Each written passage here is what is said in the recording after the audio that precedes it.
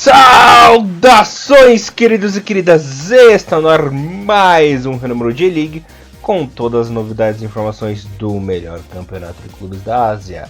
Aqui você ouvinte ficará por dentro de tudo o que rola no campeonato japonês. Galerinha, resumão completaço da J1, J2 e também sobre a J3. Como sempre, vocês estão na companhia de Elias Falaras, o Barbudinho Alegria na apresentação.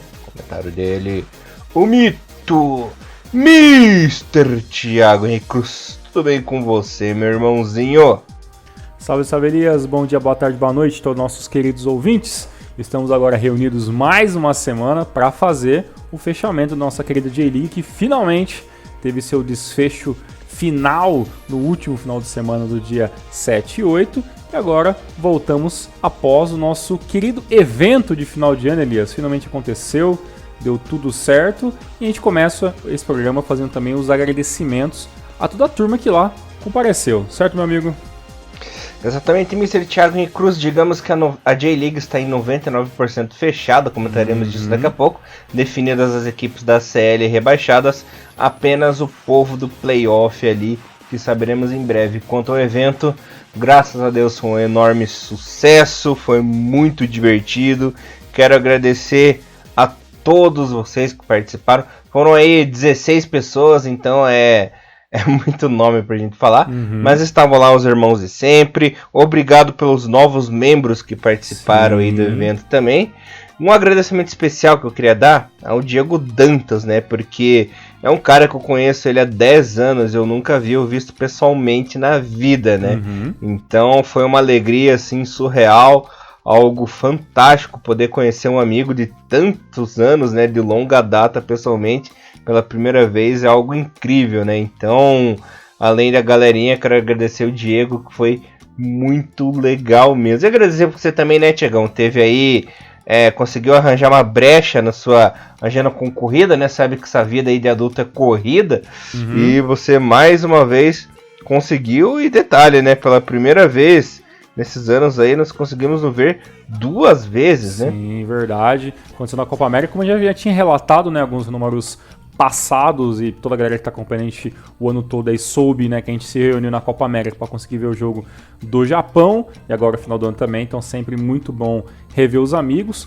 E como você falou, né, Elias, muita gente nova, né, se a gente for falar o nome de todo mundo, a gente corre o risco de deixar alguém de fora, né, mas com certeza foi muito legal conhecer essa galera que a gente não conhecia, né, por exemplo o Júnior, que acabou levando até um brother dele, se não me engano era o primo dele e tal, e também foi bem bacana também, conhecer o Renan pessoalmente, cara que eu não conhecia, o próprio Dantas, né, então uma turma muito boa, e também rever, né, todos aqueles. É claro que sentimos faltas de alguns brothers que não puderam estar dessa vez, né, como o próprio Plínio, que já foi em outras vezes, né, o Namuro, o Miotro, o Glauber, Tanaka, lindo, que até hoje não conheço pessoalmente, e toda uma outra turma que já foi já em alguns anos posteriores e infelizmente não puderam repetir a dose.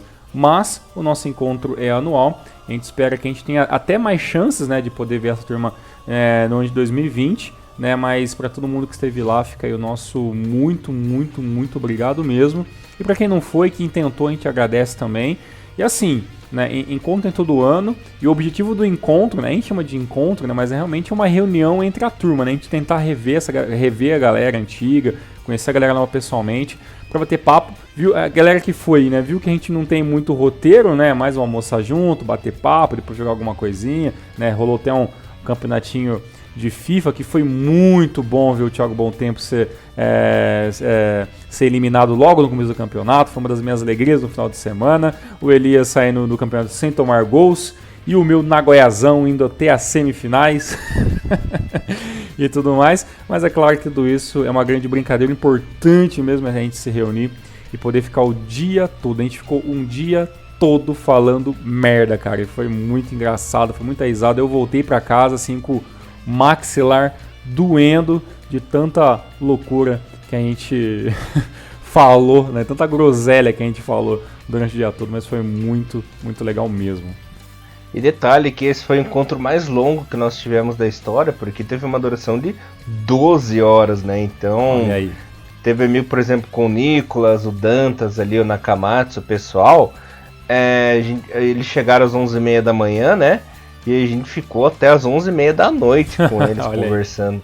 Inclusive rolou até um rolê noturno ali no centro de São Paulo e tal. Foi divertido barra perigoso.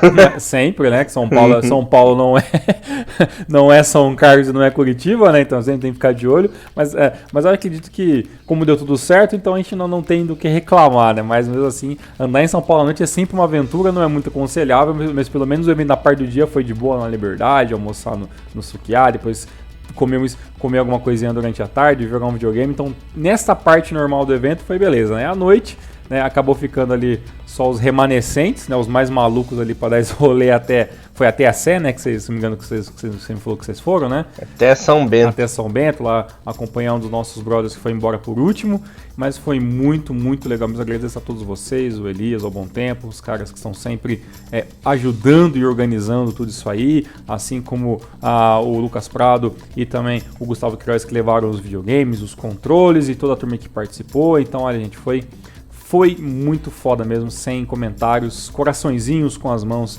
estou fazendo aqui. Aproveito já, meu querido amigo Elias, e deixo, né, algo que eu não faço já faz alguns programas, que é agradecer a galera que anda comentando o nosso canal do YouTube. Então deixa um abraço aí para o próprio Junior Porto, né, que está sempre comentando lá no YouTube, o King of Analogies, o Alex Choi, nosso brother que faz tempo que não aparecia, voltou a comentar aí nos números passados, e também nossos brothers aí de sempre, né, o Antônio Elenilton e o Akira tá sempre comentando lá no nosso YouTube, e o Carlos Botelho, que é um novo integrante aí desse bando de malucos do Rio Podcast, ele que reconheceu recentemente, Elias, o podcast, exatamente no episódio 209, né, que nós falamos sobre a J-League rodada 30 e 33, e ele falou lá que ele não acreditava, que estava finalmente encontrando um canal de brasileiros falando sobre a seleção japonesa, sobre a J-League.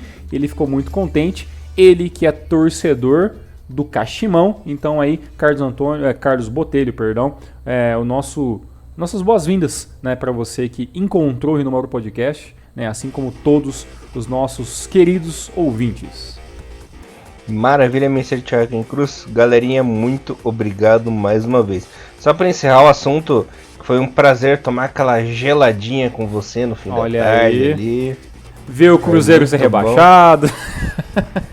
Né? Porque chega de tristeza só pro lado do meu time, né? Os outros têm que se fuder um pouquinho também. Olha só, sem clubismo jamais ali as Fallers, né? E foi bem bacana tomar cerveja, comer ali uma porçãozinha, discutir as diferenças de preços de São Paulo e do interior paulista. Foi um dia muito, muito bacana mesmo, meu brother Elias. Eu fiquei feliz que o Thiagão finalmente descobriu que é um ovo, né? Piadas internas que só quem vai no evento pra saber, só. Eu vou ter que contar essa história porque é muito engraçado. Então, galerinha, a gente chegou pra almoçar lá no Sukiá. Aí o Thiagão vendo assim o cardápio e tal, tinha fotinho das comidas no cardápio.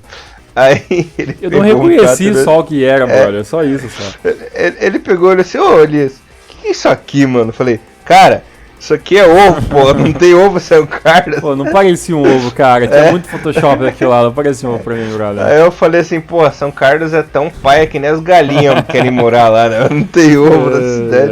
Não, o senhor entendeu completamente errado, como sempre, o senhor não deixando eu dar nenhuma vacilada que você entra pra zoeira, mas eu não porque tinha tanto Photoshop naquele cardápio lá que eu não entendi o que era aquele negócio amarelo em cima. Pra mim, sei lá, podia ser alguma coisa japonesa ou sei lá, chinesa, mas era apenas um ovo com muito Photoshop. Esse Thiagão é uma parada. E também agradecer ao Renan Teixeira, que me deu uns presentinhos bem legais, deu umas revistas de futebol e de Fórmula 1. Muito obrigado. E por não ter matado a gente também, não é brincadeira, Renan. Renan, que é um figura na internet, agora a gente conheceu pessoalmente, né? Ele que tá muito feliz aí com o título do Marinos, né? Dando um spoiler, porque se você não está vivendo numa esfera sem internet em nenhum lugar do mundo, você sabe que, né, deu a lógica, né? O Marinos venceu a J-League, até porque chegou com muita bagagem, né, nessa última rodada, né? E é basicamente sobre isso que vamos tentar destrinchar. Mas Elias, já falo para você aqui. Tirando um jogo ou outro, teve muito jogo nessa última rodada que foi praticamente ok, mas já não valia muita coisa, né? Os famosos jogos pra fechar a tabela, né? Pra cumprir tabela, então não teve muita emoção. Tanto que o último jogo aí que realmente era da emoção, era essa pequena final, até porque já estavam definindo os rebaixados e tinha aquele sopro de esperança das equipes de não jogar playoff, né? Mas também deu a lógica e a última vaguinha de playoff aí ficou com o Shonan Bellmare, né? Num confronto direto, o Bellmare apenas empatou contra a equipe do Matsumoto jogando fora de casa em 1-1. Esse resultado deixou a equipe no playoff. Até chegou a abrir o placar aos 40 minutos da etapa final, né, Thiagão? Mas aos 45 o sonho da permanência na J1 ficou a ver navios. Porque o detalhe, se o Bellmare vencesse essa partida, ia para 38 e jogava a equipe do Sagan para baixo, né, no 16º. Então foi um empate assim com aquele amargo gosto de derrota, né, Thiagão? Com certeza. O Shonan, que jogou mal o jogo praticamente todo, né? O Matsumoto começou muito forte, começou pressionando, estava jogando em casa, né? O Shonan, claro, com muito mais medo, tinha muito mais a perder, né? O Matsumoto já estava rebaixado, então o Shonan pegou realmente um esquema um pouco mais defensivo, tentando segurar muito bem. O Shonan que jogou o campeonato todo, né? Com aquela linha de 3 defensores, e a equipe foi jogando um pouco no erro, até conseguiu o gol no final. O Shonan, que só começou a dar os primeiros os ataques contra o Matsumoto, já era quase 30 minutos do primeiro tempo. Então a equipe de Shonan começou realmente, entrou em campo para não tomar gols, né? O gol no final, o gol já aos 85 minutos foi um alívio, né, para a equipe de Shonan Bellmare, mais um erro defensivo do Matsumoto. O Matsumoto que tentou muitas vezes chutar a bola de fora da área, mas muito sem nenhum tipo de efetividade. A gente já falou várias vezes que o grande problema do Matsumoto, né, é que a equipe não tinha, né, bons atacantes nessa temporada, até por isso que é a equipe que menos fez gol na D-League em 2019, mas, né, no finalzinho ali, com uma baita confusão ali, o Sakana conseguiu encontrar um gol aos 90 minutos, né, já nos acréscimos, e esse gol, né, que mataria ali com toda certeza a chance do Shonan passar direto, né, pelo rebaixamento. E agora, devido a esse resultado, né, como o Elias falou, a equipe vai ter que jogar sim os playoffs, né? A equipe do Shonan dependia e ao mesmo tempo não das próprias pernas, né, mas uma vitória com certeza era a obrigação, né, do Shonan Bellmare, e infelizmente esse resultado não veio. Pela equipe do Matsumoto, claro, a equipe não iria aliviar, né, até porque estava jogando pela própria honra, né, nesse último jogo, como aconteceu com outras equipes. E a equipe do Matsumoto ficou sim muito contente, né, em fazer sua despedida da primeira divisão com um empate, né, a equipe jogando até o fim, jogando em muitos momentos melhores, de melhor forma do que a equipe do Shonan Bellmare. Merecia até a vitória em alguns momentos do jogo a equipe do Matsumoto, mas o empate, pelo tudo aquilo que virou o final do jogo, foi, digamos que, o placar mais justo, até porque o Shonan poderia sim ter matado o jogo fazendo um primeiro tempo melhor, mas infelizmente isso não aconteceu. Mas lembrando que o time da J1 ainda tem a vantagem do empate, né, no playoff, né? Então o Shonan ainda não está morto para a primeira divisão em 2020. Ainda tem aí uma chance de permanência.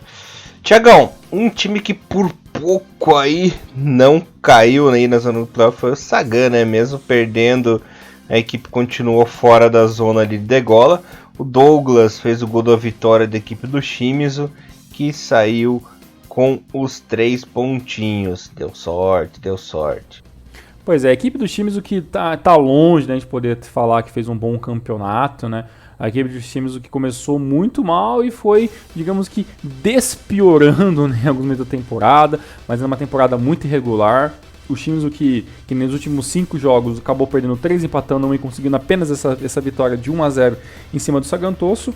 A equipe do Sagan também, né, uma temporada muito ruim, já é a segunda consecutiva que a equipe do Sagan passa aí por apuros durante todo o ano, né? A equipe veio também desses últimos 5 jogos com 3 derrotas, apenas uma vitória há 3 rodadas atrás e o empate, né? Que foi, eu acredito, que o último bom resultado contra o Nagoya Grampus. Depois a derrota de 2-0 para a equipe do Sapporo e agora a derrota por 1-0 para a equipe do Shimizu. A parte talvez menos preocupante para a equipe do Sagan Tosso, que a equipe tinha matematicamente chances de apenas empatar e conseguir um pontinho, dependendo de ficar de olho no resultado do jogo do Shonan Bellmare. mas, né, como o Shonan empatou o seu jogo, né, e aí a equipe do Sagan acabou passando ileso, mas mesmo assim as duas equipes mantiveram a mesma quantidade de pontos, né? A diferença entre eles realmente é que talvez a gente pode dizer até que a equipe do Sagantoso foi, digamos, um pouco mais regular em alguns momentos. Teve o Fernando Torres durante uma boa parte da temporada, que foi um jogador que pelo menos dava um pouco de receio, né, aos times adversários, mas a gente já sabe toda essa história. E no final das contas, Muka Nasaki e outros jogadores foram muitos dos responsáveis por essa permanência do Sagan na J1, mas é claro, né, já é a primeira equipe a começar 2020 já pensando em modificações já, porque o Sagan passou muito longe de fazer uma boa temporada, né? Se a gente for ver aqui, foram 34 jogos pela liga, apenas 10 vitórias, 6 empates e 18 derrotas, né? Então a equipe do Sagan realmente tem muito que mexer, principalmente da defesa pro meio campo, são os lugares mais quentes da equipe. Perdeu um turno inteiro e mais um jogo, né? Então foi 53 gols tomou, né? Fez 32, mas tomou 53, então assim, é um valor realmente muito complicado mesmo, né? E o que salvou a equipe do Sagan em alguns momentos foi a defesa, que era ruim, mas, né, tinha defesas piores, né? A defesa do Shonan, por exemplo, né, que é a pior defesa do campeonato, tomou 63 gols, né? Então, para você ver, sempre tem um pior, mas a equipe do Sagan longe, mas bem longe mesmo de animar os seus torcedores para 2020. E detalhe, né, a equipe do Matsumoto, que foi rebaixada, teve 15 derrotas, né? Então, o time perdeu mais que o rebaixado. Pois é. E pelo lado dos times, né, Elias, também os números não são tão diferentes assim, né? Uma vitória a mais, conseguiu 11 e perdeu uma vez menos, perdeu 17 com 6 empates. Esse foi a campanha na J-League, né, dos times. Tiagão, agora me conta uma coisa. Tudo bem que o Urawa deu prioridade aí pra CL, né, e tudo mais, porque estava aí para decidir o campeonato, mas a equipe essa temporada perdeu 15 jogos, né? Não chegou a vencer 10 jogos na liga, ganhou apenas 9 e com 10 empates, né? Esse aí, apenas 37 pontos, foi o pior desempenho do Urawa desde que foi rebaixado em 20 anos atrás, né? Em 99.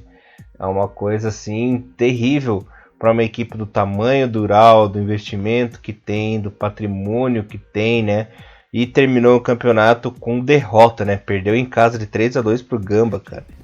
Pois é, e uma coisa que eu achei muito alarmante nesse jogo entre Gamba e Urawa, que era um jogo que praticamente não valia nada, né? A diferença é que as equipes jogavam mais pela rivalidade, talvez, ali, de querer terminar vencendo um ou outro no campeonato, né? O Gamba também, como eu falei, o ano todo fez uma campanha muito da mediana. Nessa reta final, a equipe do Gamba conseguiu fazer algo quase que inédito, né, na temporada 2019, que é fazer 3 vitórias consecutivas, né? O Gamba, que nas últimas 5 partidas venceu 4 e teve apenas uma derrota para o Omiya, né? Para o Oita por 2-1. Depois foi vitória em cima do Vegeta Sendai, coisa que também não é tão difícil. Vitória em cima do Matsumoto Yamaga, que a equipe já estava praticamente rebaixada. E agora vitória de 3-2 em cima, né, do Urawa Reds. Nesse jogo, uma coisa muito louca é que era 8 minutos de primeiro tempo. A equipe do Urawa se pôs todo para frente ali para tentar fazer uma pressão maior na equipe do Gamba Osaka. Toma um contra-ataque e toma um gol de extremamente desmarcação da equipe, né? Todo mundo foi para frente, ficou apenas um zagueiro, a bola voltou para o campo defensivo do Urawa, não tinha ninguém para ajudar na defesa e o Sami acabou fazendo o primeiro gol aos 9 minutos. Né? A equipe do Urawa ainda empataria, né, com uma bela falta, né, do Kashiwagi aos 62 da segunda etapa, mas mesmo empatando o jogo, a equipe do Urawa teve esse esquema de tentar fazer uma pressão na frente, que muitas vezes parecia meio bagunçado, porque sempre que a equipe não conseguia manter a bola no ataque, a defesa tinha que voltar correndo para poder se organizar, então era um esquema bem estranho assim.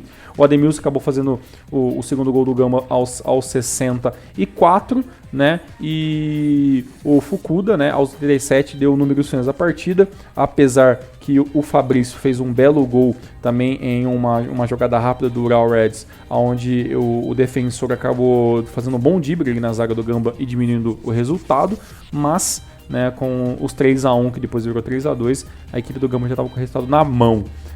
A equipe do Urawa, uma temporada muito ruim em questão de League, chegou no final da CL, o que não fez muita diferença, porque chegar na final ou ganhar a CL não quer dizer que você tem vaga para o próximo ano. A equipe acabou não conseguindo vencer no final das contas, apesar de ser uma das equipes japonesas, a equipe japonesa que venceu recentemente. Mas é isso, né? Uma temporada muito complicada, o treinador Otsuki muito contestado por parte da torcida. Todo mundo sabe que a equipe do Urawa Reds é uma equipe cuja torcida é sim muito problemática, né? Alguns falam que é até a torcida, a pior torcida, né, em questão assim de dar problema dentro do Japão, uma torcida que cobra muito, muitas vezes cobra de maneira errada.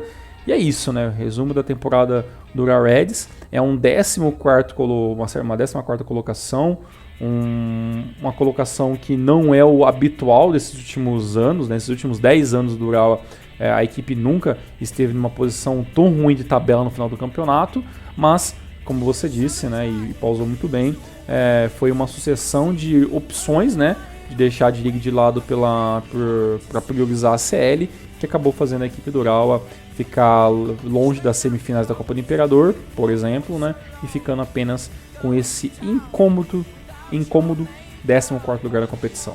É o que dá você botar fé em apenas uma competição, né? Se você não ganha, fica sem nada, literalmente. E sabe quem ficou sem nada nessa temporada também? Mr. Thiago Henrique Cruz. Viseu Kobe, rapaz. Tá na semifinal da Copa do Imperador, pelo menos, né? Mas com chances, assim, né? Eu não apostaria, né? em um título nessa temporada ainda, né? Mas venceu, né? Venceu, pelo menos. Venceu num show dos Gaidins, né? Podolski anotando o hat-trick e o Vila fazendo seu golzinho. Olha Inclusive aí. foi a despedida do Vila, né? Vila que se aposentou dos gramados. Uma despedida digna, né? Com um gol e o time vencendo. O time meteu 4-1 na equipe do Júbilo Iwata. Resultado que deixou o Júbilo na lanterna da competição, Thiagão. Olha aí, Malandrovski e Luka Podolski, que perdeu o ano todo, né, devido a uma lesão, ele teve uma lesão séria e acabou ficando fora durante praticamente quase todo o ano da J-League. Voltou. Elias, esse é bom, eu não vou saber falar agora de cabeça, mas se não estreou nesta partida, estreou na rodada passada esse uniforme já 2020 aí do Viseu Kobe. Eu achei até uma jogada de marketing meio que inteligente até, né? Você terminar o ano já mostrando o uniforme da próxima temporada, assim. Eu acho, para questão de vendas, talvez pode ser algo que funcione. Eu achei legal essa ideia do Viseu Kobe, esse uniforme novo. E muito inteligente também de colocar o Podolski para jogar o último jogo contra a equipe que praticamente, né, já está fora né, de qualquer possibilidade, né, que é a equipe do Júbilo Iwata, atropelado então o Viseu Kobe que teve alguns atropelamentos muito malandros, né, na temporada de 2019, né, para os desavisados que veem só resultados, pode imaginar que, nossa, como assim uma equipe que venceu vários jogos por 4, 5, não está disputando a final do campeonato, mas é porque a gente viu, né, que o Viseu Kobe é uma equipe que consegue se impor muito com adversários que estão muito fragilizados, né, porque quando a equipe precisou jogar sério, em alguns momentos a equipe do Viseu Kobe pipocou feio, né, por isso que essa 8ª colocação no campeonato na final foi até um bom achado, né, porque o Viseu Kobe, na minha opinião, nem entre os 10 ficaria, né. A equipe é uma equipe forte, agora com o Podolski as coisas tendem a ficar ainda mais interessantes se ele não se lesionar, né? O Vila está se aposentando, foi embora, até tentaram, né, ver se conseguiam mantê-lo por mais uma temporada, mas, né, o espanhol não tem mais interesse, está cansado e também não tem mais interesse em se manter no Japão. O Viseu Kobe, que nas últimas 5 partidas venceu 4 também, né, e apenas uma derrota lá atrás contra o Nagoya por 3-0, né? Então, para você ter uma noção, né? A equipe do Viseu Kobe tomou de 3-0 para o Nagoya Grampus, né? Então, não dá para levar tão a sério o Viseu Kobe 2019. Mas depois veio de vitórias em cima do Cerezo por 1-0, venceu o Kashima, né, na última rodada por 3-1, resultado que tirou o Kashima de vez, né, da luta pelo título.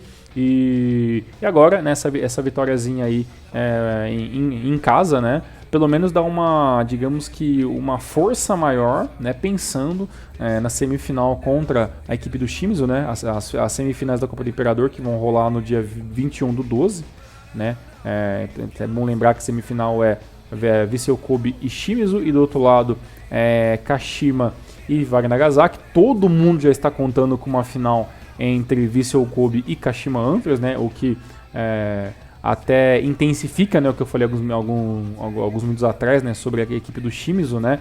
O Shimizu entra tão como um azarão que nas casas de apostas são quase chances mínimas que eles colocam como o Shimizu chegar nessa final e principalmente vencer o Kashima numa eventual final da Copa do Imperador.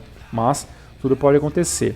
O que eu quero ver, Elias, é o seguinte, meu amigo. Eu quero ver se em 2020 o Vissel Kobe, que esse futebolzinho muito do meia boca em alguns momentos, né, claro que pode vencer a Copa do Imperador e mudar completamente isso, esse panorama de 2019, mas até então tem investido dinheiro, trazer jogadores com bons nomes, não rendeu títulos, né? E com certeza a Rakuten não vai manter muita grana por muito tempo se o resultado não vir, né? Porque essas empresas, assim, eles gostam do resultado de uma certa agilidade, né, Tiagão? Isso no futebol longo prazo, assim, o pessoal não gosta muito, então é capaz de diminuir um pouco as verbas aí da equipe do Kobe. Quanto ao uniforme que você disse, como a equipe do Kobe está muito europeia ultimamente, geralmente as equipes europeias elas estreiam o último uniforme da próxima temporada na última rodada, né, nos campeonatos. Então eles acabaram por adotar esse padrão também. Quanto à Copa do Imperador, eu acredito que não seja diferente, afinal provavelmente será entre Kobe e Kashima mesmo, não vejo alguma coisa muito fora disso, né? E caso a equipe do Kashima seja campeã, o Kobe herda vaga na pré-ACL, né? Olha aí, verdade, Até, né? até porque a equipe do Kashima já está classificada para a ACL. Ou seja, se a equipe do Vissel Kobe vence ou consegue, vence ou consegue a vaga para jogar a CL literalmente, né, o investimento para 2020 pode ser ainda maior, né? Eu só espero que esse investimento não seja apenas para trazer jogador de Liga Master de PES, né, cara? Que eles tragam um pouco algum jogador novo, algum jogador de relevância, alguma coisa assim, né? Porque o Vissel Kobe usar todo o dinheiro da Rakuten apenas para ficar trazendo os remanescentes da seleção 2010 da Espanha, né? Eu não sei se é um investimento tão inteligente assim, né? Até porque são jogadores que a gente não sabe que se podem render, se vão se machucar. O Iniesta é uma puta linha fora da curva, né? A gente pode dizer assim, uma linha completamente fora da curva. Mas o Villa foi uma aposta, né? O próprio Podolski também, quando chegou alguns anos atrás, também foi uma grande aposta, né? Então a equipe do Kobe, assim, tá fazendo aquele investimento meio sem freio, né? Tá gastando, mas na minha opinião, em alguns momentos gasta um pouco mal, né? Uhum. Coisas do futebol, né? Pois é. E detalhe, né? Como eu disse anteriormente, se o Kobe se classificar para a final e o Kashima também, automaticamente o Kobe já herda a vaga pelo menos na pré-ACL. Caso vença, né? Caso seja campeão, entra na fase de grupos já, porque o campeão da Copa do Imperador tem aí acesso direto à fase de grupos, mas se for o vice, pega a vaga na pré. E eu tenho uma dúvida, não sei se você vai conseguir me tirar. Vou dar um exemplo. Se o Shimizu vence o Vivari Nagasaki no final da Copa do Imperador e ele passa direto para a fase de grupos, então teremos 4 japoneses direto na fase de grupo, é isso? Porque assim, primeiro e segundo colocado tem vaga direto, certo? Certo. O terceiro tem vaga na pré. Então no caso, então, por exemplo, né, se o Kashima perder a final se chegar na final e perder a final da Copa do Imperador, ele automaticamente ele é o time que jogará a pré. Então eu pensei até que poderia ter 4 times direto jogando a série em 2020, mas não. Então alguém sempre vai ter que jogar pré, então não tem como fugir disso. Alguém, né? Isso. E detalhe, se o Nagasaki for campeão, ele pode jogar numa boa, mesmo estando na J2, né? Um caso que já ocorreu, no caso em 2005, quando o Verde foi campeão da Copa do Imperador e caiu, né, na liga. Então não tem essa restrição de divisão. Olha aí. Bem, assim, apesar que sei, como a gente tá falando, brincando, né, o Vivaren chegar na final, que é muito difícil, o próprio Shimizu chegar na final e vencer a Copa do Imperador não é possível, mas é difícil. O último confronto, o confronto que vai dar meio que a liga, né, dessa possível final entre Kashima e Vissel Kobe é a rodada passada, onde o Vissel Kobe venceu por 3-1 o Kashima, né, o Kashima jogando em casa, né, então a final vai ter ainda mais um gosto até de talvez vingança, né, da equipe do Kashima Antlers, até porque foi essa derrota pro Vissel Kobe que teoricamente matou, né, de certa forma, a chance da equipe ficar até em segundo colocado e tudo mais, né, então essa vitória pro Vissel Kobe tirou muita coisa, né, da equipe do Kashima Antlers, né. É verdade, o time aí vai vir pra cima com tudo nessa final. E o Frontalinho, hein, Thiagão? Não deu, né? Ficou pelo meio do caminho. Quando acordou, já era tarde demais. Venceu a equipe de Sapporo fora de casa por 2-1. A Joia e o Akizaka fizeram os golzinhos.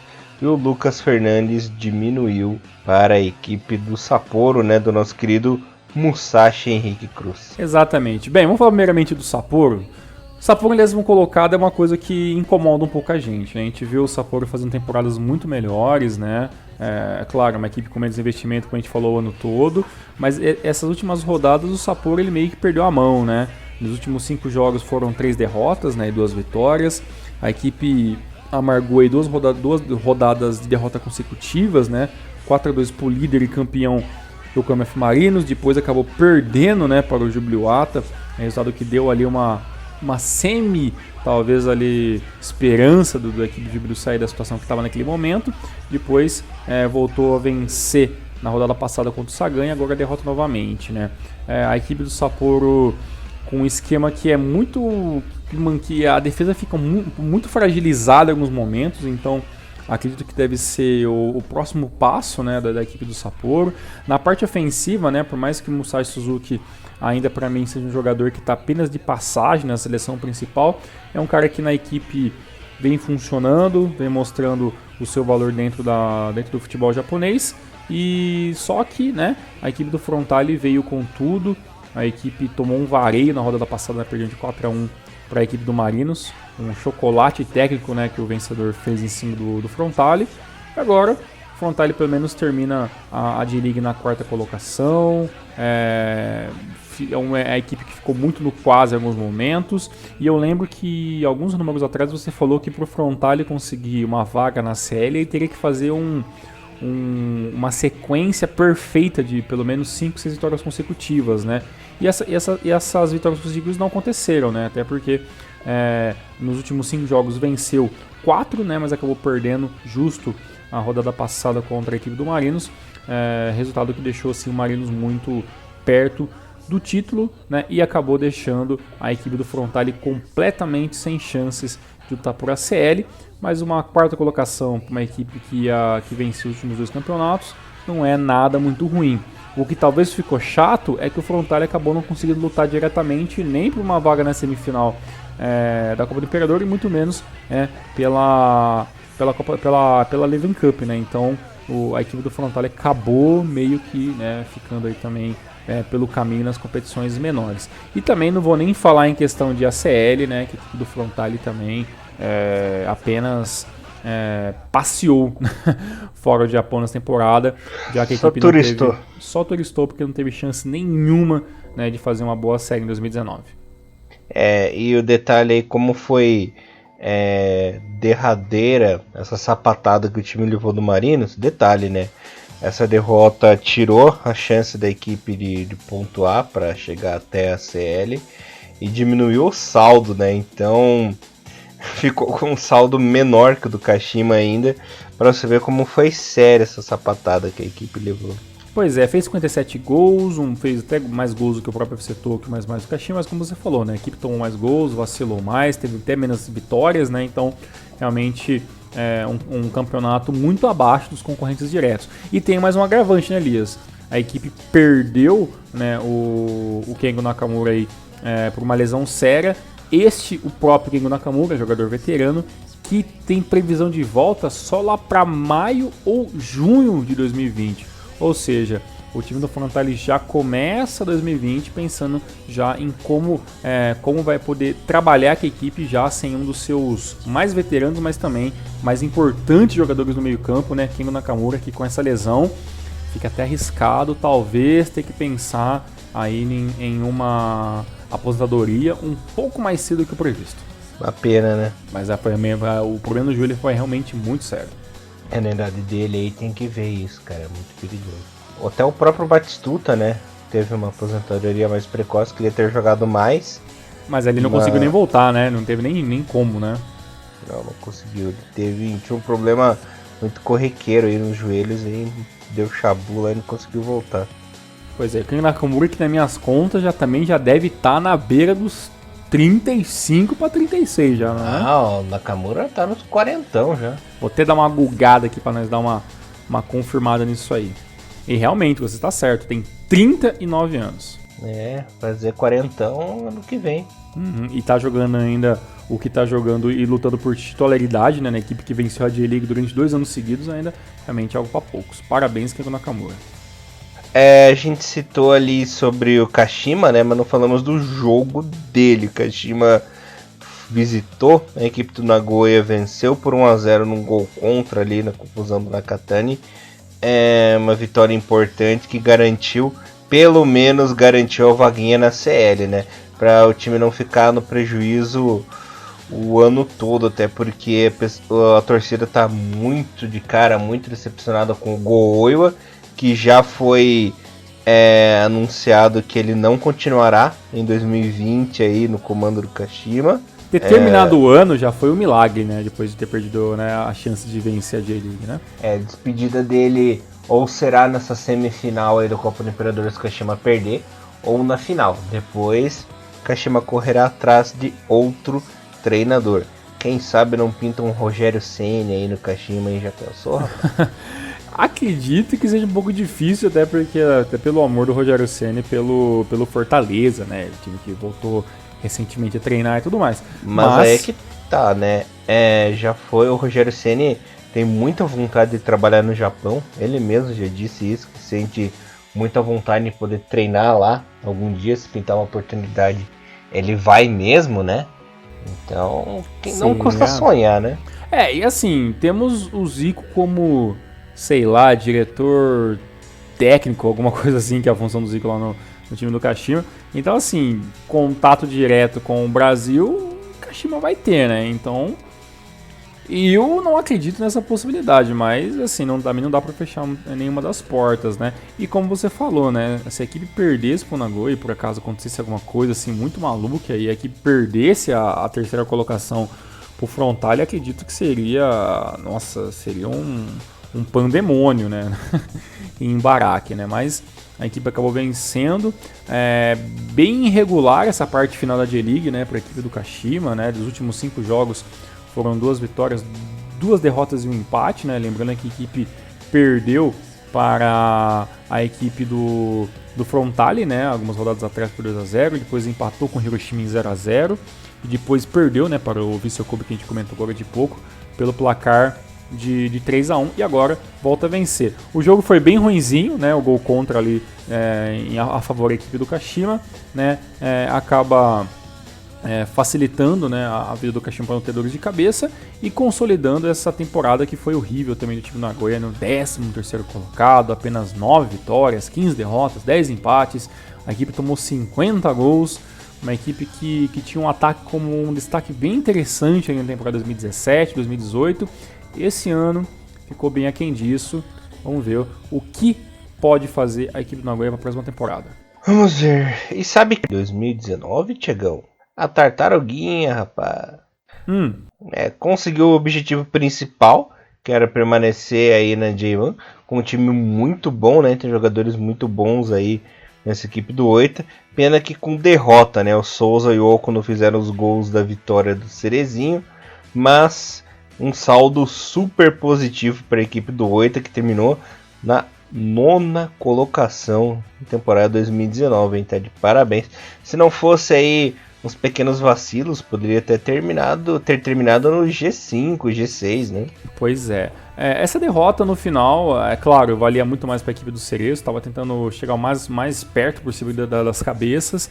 A equipe do Cerezo que em algum momento tentou ali, né, brincar um pouquinho por ACL, mas a equipe estava realmente um pouco abaixo. Apesar da equipe do Cerezo melhorou muito, né, se a gente for pensar aí na temporada 2018, 2017, a equipe do Cerezo tem claramente que você vê que tem um plano de jogo, tem um esquema tático, tem um jeito próprio de jogar ali. E é uma equipe que tá rodando muitos elencos, né? Não tá tão dependente do Kakitani, não tá tão dependente do Kiyotake. Então é uma equipe que tá aos poucos mesclando um pouco desses jogadores mais antigos com essa nova leva de jogadores da equipe do Cereço. Uma equipe interessante, que eu espero que 2020 volte melhor. Né? A equipe do Cereço, para mim, nessa temporada faltou talvez fazer um pouco mais de gols. Né? Uma equipe que joga muito pelo resultado mínimo, né? Tanto que a equipe do Cereço terminou a temporada com 39 gols. Né? Teoricamente, uma das equipes que menos fez gol na temporada. Mas em contrapartida, a equipe do Cereço terminou com 25 gols tomados apenas, o que o tornou, Elias, a melhor defesa do campeonato. Né? Então a equipe do Cereço termina com esse revés, não vou nem dizer revés, né? Termina com essa estatística positiva de não ter sido o melhor ataque, talvez seja um dos piores, mas em contrapartida foi a melhor defesa. Em questão do Oita, né? O Oita acabou sofrendo porque acabou perdendo alguns jogadores no meio do caminho, né? E perdeu por outras equipes que tinham muito mais dinheiro, né? Então fica difícil a equipe do Oita em alguns momentos falar não, né? Então, por exemplo, o próprio, que a gente falava, né? O próprio Fujimoto Fake acabou saindo, né? O Noriaki Fujimoto foi pro Viseu Kobe. Entre isso, a equipe já tinha perdido alguns outros jogadores, né? Que foram pro Gamba, que foram até pro próprio Nagoya e tudo mais. Então, a equipe do Oita ficou o ano todo ali, né? Tentando se recompor das peças que entrava e saía. Trouxe alguns jogadores de menos badalados, né? De outras equipes, como trouxe jogadores do Mia, trouxe jogadores que estavam jogando lá nas equipes B de Cereço e Urawa, e foi trabalhando com aquilo que pôde, né? Agora a gente espera, né, para ver o ano que vem que a Tartaruguinha consiga sim trazer uma equipe de jogadores não menos badalados, para talvez não ter essa chance de perder jogadores no meio da temporada, e que possa sim fazer esse campeonato sólido, né, como fez em 2019, e quem sabe, né, o Oita pode começar aí a tentar beliscar uma vaga na semifinal da Copa do Japão, Leven Cup e tudo mais assim, que seria muito interessante também. Em questão de E-League, né, o resultado pra gente tá de bom tamanho. E o nosso querido Hiroshima terminou o campeonato com vitória, né? Ganhou de 1-0 sobre o Vegalta Sendai com o gol do Leandro Pereira e terminou na 6ª colocação. Olha aí, Elias, para uma equipe como o São Francisco Hiroshima, esta colocação final é algo para ser comemorado, é algo para talvez deixar os seus torcedores e sua equipe um pouco chateados. Eu fico meio que sem conseguir definir a equipe do Hiroshima, porque ela não é mais uma equipe que bote medo em todos os seus times, né, que jogam contra, mas também é uma equipe que venceu a J-League tantas vezes, né, nesses últimos 10 anos. É uma equipe que já deu tanta dor de cabeça, então eu fico com um mix. Né? Por um lado eu acho, poxa, eu esperava um pouco mais na Hiroshima, e por outro lado eu falo, poxa, aquele ciclo daquele Hiroshima espantoso talvez tenha passado, mas eu não consigo definir se uma sexta colocação para o Hiroshima é bom ou ruim no final das contas. Eu achei que tá bom, pelo elenco que tem atualmente, o resultado ficou pontuação um pouco mais baixa do G5, mas era o que dava para fazer. Claro que poderia ter terminado no 4º, 5º lugar, mas beleza, ficou entre os 6. Tá ótimo, termina o ano aí com um saldo positivo, até porque, como você mesmo disse, né, não é mais aquele bicho papão, não é mais aquele time temido pelas outras equipes do Japão, e tá bom. trouxe o Salomonso, que a gente não imaginava nada o que esperar, e mostrou ser um bom zagueiro que conseguiu trabalhar uma boa parte, né? O Douglas como destaque ali, né? como artilheiro da equipe, né? Outros brasileiros como o Rainer, né? Leandro Pereira. Tem uma equipe bem interessante, né? Além dos japoneses, obviamente, que estão lá.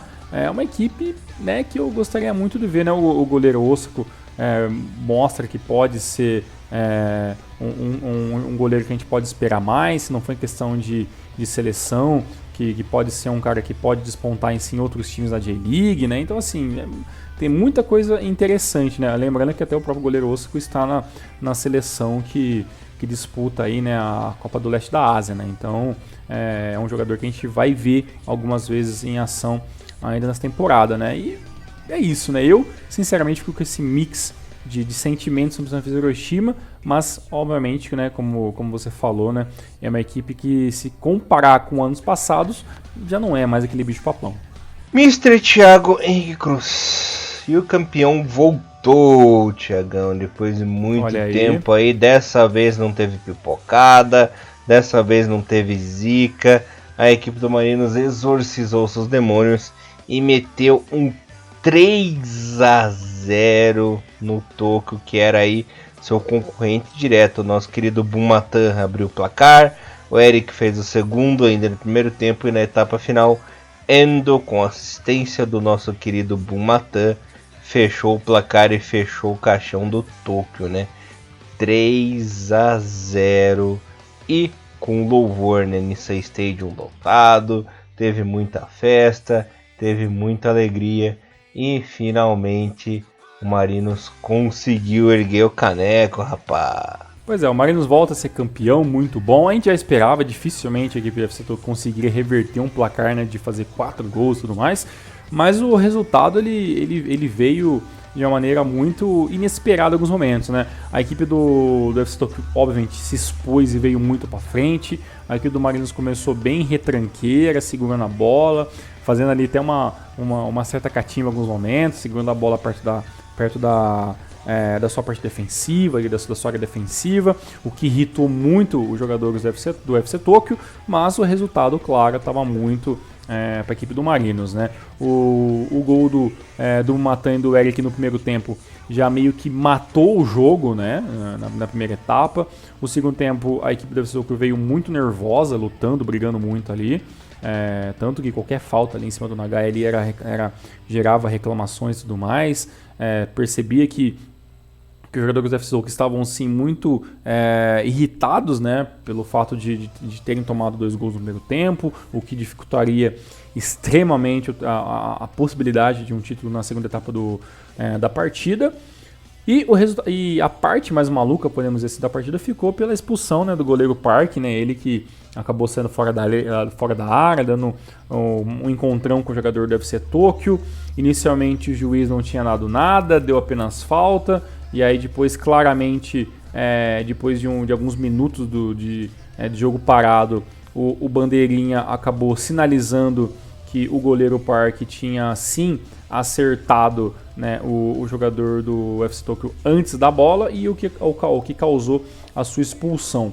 Claramente teve uma ajuda de fora, né, e o assistente acabou passando isso para o juiz, né, que acabou expulsando o jogador, e por causa disso, né, o Marco Júnior, que estava louco para fazer um golzão, acabou sendo substituído, né, para entrar o goleiro reserva. E no final do jogo, ainda o Endo acabou fazendo o terceiro gol com um jogador a menos, né? Isso mostra o quanto a equipe do Marinos sobrou nesse último jogo, assim como sobrou no jogo passado contra o Marinos. E também mostrou quanto estava nervoso e pilhado a equipe do FC Tóquio, até porque o resultado estava muito difícil de acontecer, né? Venceu muito bem, uma festa muito bonita, as festas dos times japoneses sempre são bem interessantes. Um título muito merecido para uma equipe que bateu na trave algumas vezes, né? E agora volta a vencer. E a gente espera muito que o Marinos faça dessa vez algo que não conseguiu nos últimos anos, né, Elias? Que é pegar esse bom momento, né, de títulos e tudo mais e conseguir transformar isso não só em dinheiro, né, mas sim transformar isso em um projeto a longo prazo, né? Porque todas as vezes que o Marinos voltou a figurar entre os grandes do futebol japonês, lutando por títulos, voltando para a série e tudo mais. Normalmente a equipe ela sempre voltava no próximo ano com menos força, né? Vendia jogadores necessariamente, fazia algumas compras meio precipitadas de alguns jogadores e acabava não virando nada, né? Então a gente espera que dessa vez seja diferente isso aí. Vamos ver o que vai dar nessa. Eu notei uma diferença, uma pequena queda no nível técnico da J-League em 2019. Não sei se você teve essa mesma impressão que a minha, mas espero que em 2020 aí possa se realizar. Claro, houve aí uma queda porque muitos dos bons jogadores foram para a Europa, né? Então, sim, isso aí realmente de fato pode acontecer. Em questão de nível, né, dos times japoneses, como a gente até falou, né? Já faz mais de um ano que a gente fala isso, que com a saída desses grandes jogadores e com essa bolha do futebol japonês, do futebol asiático, que está muito concentrada na China, né, o futebol japonês ele ficou muito caseiro, né, nesses últimos anos, né, então não vem grandes nomes, até esse dinheiro investido pela Rakuten no Vissel Kobe é uma linha fora da curva, né, algo que a gente não estava acostumado a ver nos últimos anos. Sempre é uma equipe ou outra que ela pontuando, trazendo um bom nome, um jogador de muita expressão, com o próprio Fernando Torres na vinda do Sagan, algo que também ninguém esperava, mas eu acho que em questão de a gente ver o futebol japonês em um nível assim muito alto, talvez seja algo que acho que vai demorar um pouco mais, né? Acredito que acho que vai mais alguns anos aí da gente tendo essa seleção voltada mais para os jogadores japoneses, os jogadores brasileiros e os outros jogadores de outras nacionalizações que são um pouco menos badalados, que vão estar chegando, e entre isso, né, essas tentativas, um ou outro acaba se despontando como um bom nome, né? Mas realmente a J-League, até por isso, né, que a gente não vê ainda uma equipe sendo tão superior assim, né? Porque o futebol japonês como um todo ele está bem nivelado, né? E infelizmente está nivelado por baixo, né? Essa é a grande realidade, né? Não tem assim tanto que mais um ano a gente ficou sem ter muitos jogadores japoneses como destaques absolutos, né? Sempre tem um brasileiro no meio, sempre tem um jogador de uma outra nacionalidade também em destaque na mesma posição. Então, o futebol japonês como um todo ele está, né, tentando melhorar o seu nível, mas está em passos um pouco curtos, né? Infelizmente, devido ao dinheiro, né, que é aquilo que manda o futebol. Maravilha, Thiagão. Galerinha, e o campeonato terminou da seguinte maneira: Yokohama campeão e líder com 70, segundo Tokyo 64, terceiro Kashima 63, equipes que estão na ACL. Frontale em quarto 60, Cereço 59 em quinto, sexto Hiroshima com 55, sétimo, oitavo e nono Gamba, Vissel Kobe e Oita, todos com 47, décimo Sapporo com 46, décimo primeiro Vegalta 41, 12º Shimizu 39, 13º Nagoya, 14º Urawa, os dois com 37 pontos, 15º Sagatoso com 36, abrindo o playoff Shonan Bellmare com 36 em 17º, em 16º, aliás, que jogará o jogo da vida contra o Tokushima nesse fim de semana, rebaixados Matsumoto Yamaga 31 e também Jubei Iwata na lanterninha com 31. Os artilheiros: Marcos Júnior do Marinos com 15, Douglas do Shimizu com 14, Nakagawa do Marinos com 14 também, e Diego Oliveira com 14 do FC Tokyo, né? Dos 4 aí melhores artilheiros, apenas um japonês, e o Kobayashi do Kawasaki com 13, Musashi Suzuki com 13 golzinhos do Consadole Sapporo. Tiagão, para acabar a J-League de vez, temos aí no sábado o jogo entre Shonan Bellmare e Tokushima. A equipe do Bellmare joga pelo empate, lembrando que é apenas jogo único, acabou empatado, o time continua na primeira divisão. Só apenas se for derrotado que o time cai.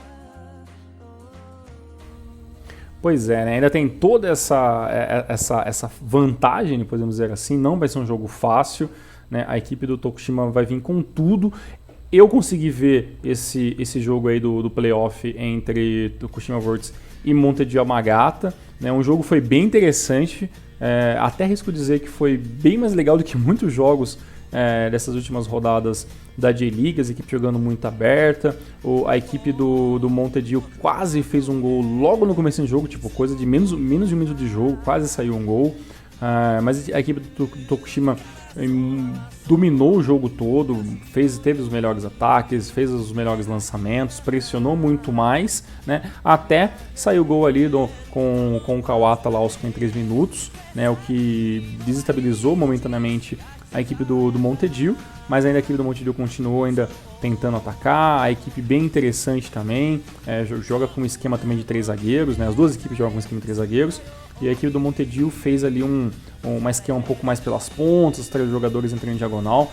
Foi bem legal ver o jogo, mas acabou prevalecendo a equipe que, no final das contas, me surpreendeu se mostrando um pouco mais preparada, né? Que foi a equipe do Tokushima Works, que acabou segurando ainda esse empate. Teve mais uma chance no finalzinho do jogo ali, mas no final das contas 1-0 foi o resultado que vai levar a equipe do Tokushima, a equipe que você, né, tem também uma camisa, né, uma camisa muito bonita, né, que é a camisa dessa temporada, para essa chance, né, de poder tá subindo.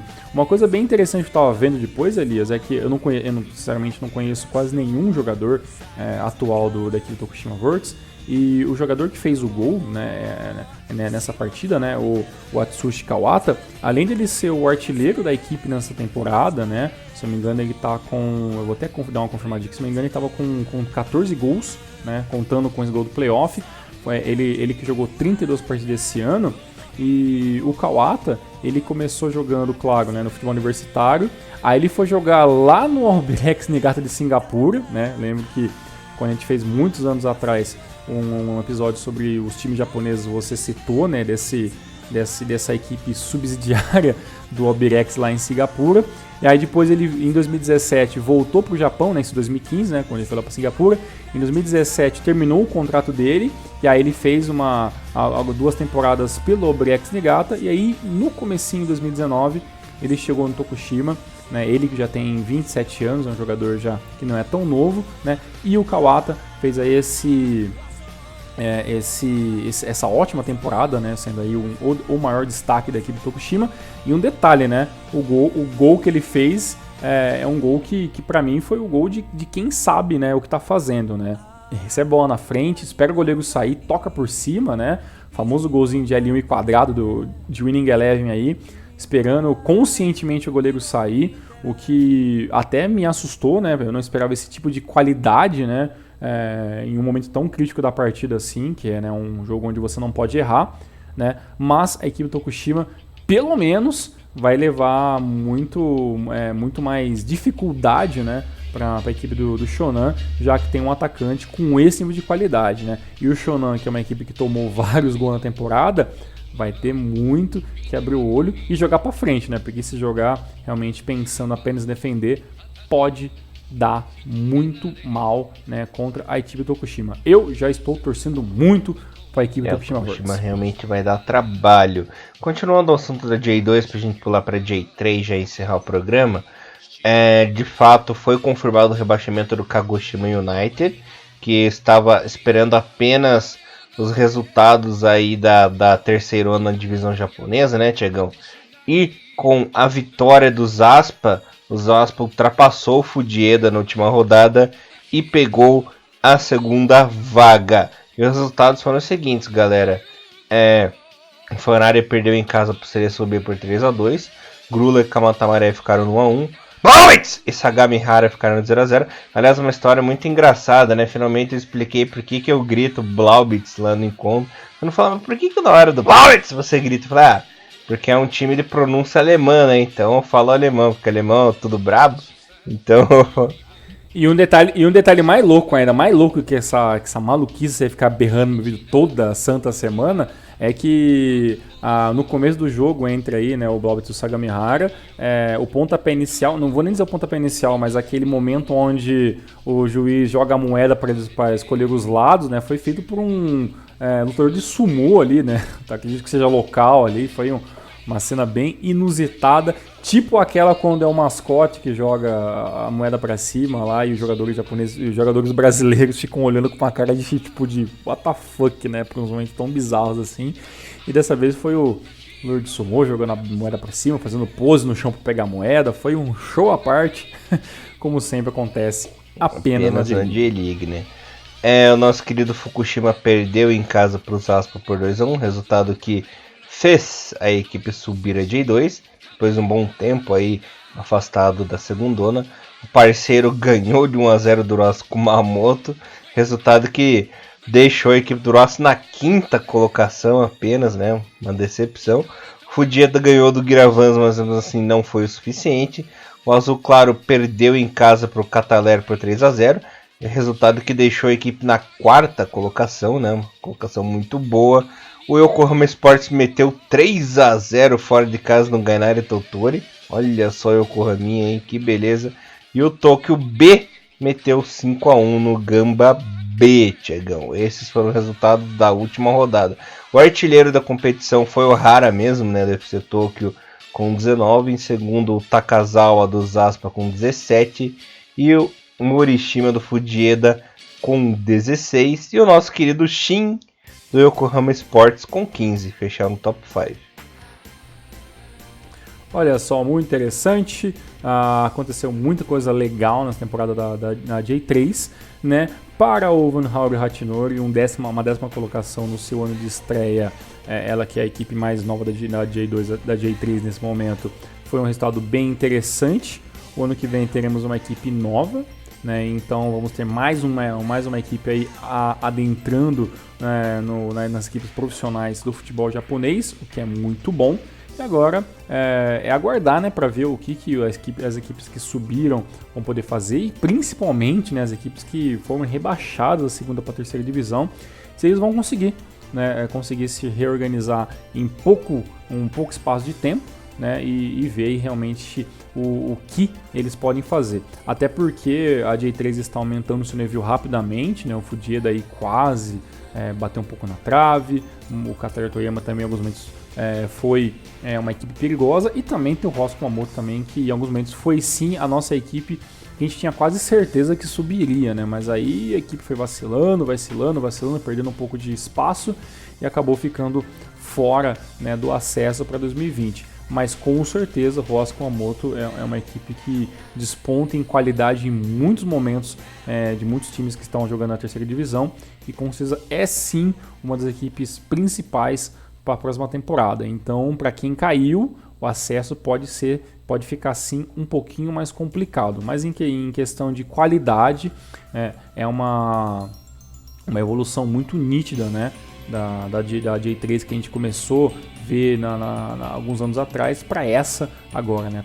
Os times estão melhorando bastante, o investimento está aumentando bastante, até o espaço um pouco mais com os noticiários japoneses, nos sites, está aumentando bastante. Isso mostra, né, que é um campeonato bem interessante, que está evoluindo muito rápido, e com certeza logo, o quanto antes, a gente vai estar vendo a J3 sem as equipes sub-23, né? Aí com certeza este vai ser um momento de virada, né, da chave aí, da importância da J3, até porque tem muito time da JFL aí pedindo passagem, correndo atrás de patrocínio, correndo atrás da parte burocrática que falta para a equipe poder subir, e com certeza esse é um curso meio natural do futebol japonês. Do demais, acredito que foi uma temporada positiva. Super, né, positiva, jogos muito legais. Claro que houve aí essa pequena queda no nível técnico, mas também não faz muita diferença, né? O legal é que tivemos emoção até a última rodada, que foi bem legal isso, porque já fazia muito tempo que a J-League não chegava na última rodada com duas equipes aí com chance de título, né, Thiagão? Na parte de baixo da tabela também já fazia uns anos que não se decidiam quem ia escapar, quem ia ficar, né? Então tivemos emoção na parte de cima e na parte de baixo. Fiquei bem feliz. Com certeza. E também a J2, né, que a gente fala sempre, né? É o nosso segundo bloco de de maior importância aí. Também um campeonato bem interessante, muitas equipes surpreenderam, algumas positivas, outras negativamente. A D2 também é um campeonato que normalmente você tem sempre uma equipe que se desponta demais, as demais correm muito atrás, né? Os playoffs estão se mostrando cada vez mais interessantes, né? Até, por exemplo, esse ano todo mundo esperava que a equipe do MIA, né? Depois de ter perdido a vaga direta, seria a equipe principal, né? Que estaria disputando o playoff para jogar contra a equipe da J1, mas, né, com o futebol jogado em campo, né, deu aí esse resultado, não vou dizer inédito, né, mas um resultado um pouco menos esperado, que é a ida do Tokushima para a grande final, né, mas também teve Kofu ressurgindo, né, o Kofu que depois que caiu da primeira divisão deu uma sumidinha, né, o próprio Montedio também, o Mito, né, em alguns momentos até chegou a ficar entre os primeiros colocados, assim como o Kyoto, né, o Brex Negato, o Okayama. Então, assim, foi um ano bem interessante. É claro, né, que por exemplo, algumas equipes que eu e Elias gosta muito, né, por exemplo, a Visca Fukuoka, Vivari Nagasaki, não foi um ano tão bom assim. O Jeff United também é uma equipe que tem muitos jogadores brasileiros, não foi um ano tão positivo. Né, também o Renault, entre outras equipes, aí, se a gente for falar todas, né, a gente tem tantas equipes que a gente acha interessante na J2, mas foi um ano bem interessante, bem positivo também, né. A única parte mais negativa assim foi mais para a equipe do Gifo, né, que durante todo o ano todo sofreu sempre penúltimo, último colocado. A equipe não conseguiu em nenhum momento sequer lutar, né, para sair dessa situação, mas são coisas do futebol, e a gente espera também que, assim como o Gifu e assim como o Kagoshima, que agora vão ter que jogar na terceira divisão, consigam sim se reestruturar para quem sabe, né, voltar à J2 para a temporada 2021. Do mais, né, acredito que num todo a temporada do futebol japonês foi muito positiva, com altos e baixos, né, e com certeza o ano que vem vai ser ainda melhor. Eu só quero encerrar o programa dando os parabéns à equipe do Rei Sol, ao Yokohama, ao Giravans e também à equipe do Zaspa pelos acessos, né? Exatamente. E é claro que além disso, né, além das equipes que conseguiram acesso, ainda tem a última vaguinha da J1, né, que com certeza a gente vai estar abordando aí ou no Renomaru ou no Renomaru Drops, mas de qualquer maneira a gente volta sim para falar sobre essas equipes antes do final do ano, e também lembrando também, né, que o futebol japonês só termina no dia 1º de janeiro de 2020 com a grande final, né, da Copa do Imperador, assunto que também a gente vai abordar aqui no Renomaru, meu amigo Elias Fowlers. Maravilha, Tiagão, voltamos na semana que vem? Com certeza, Elias, muito obrigado, um abraço a todos e a semana que vem. É isso aí, galerinha, valeu e Renomaru, levando o melhor futebol japonês pra vocês, galera. Valeu. Abraço. Tchau. Sayonara.